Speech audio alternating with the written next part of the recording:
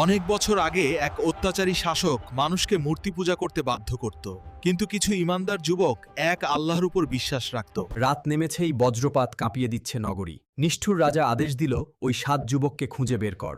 সত্য আজ বিপদের মুখে। জীবনের ঝুঁকি নিয়ে তারা ছুটছে পাহাড়ের দিকে। পেছনে সৈন্যদের মশাল, সামনে অজানা অন্ধকার। তবু তারা ঘোষণা করে, আমাদের রব এক আল্লাহ।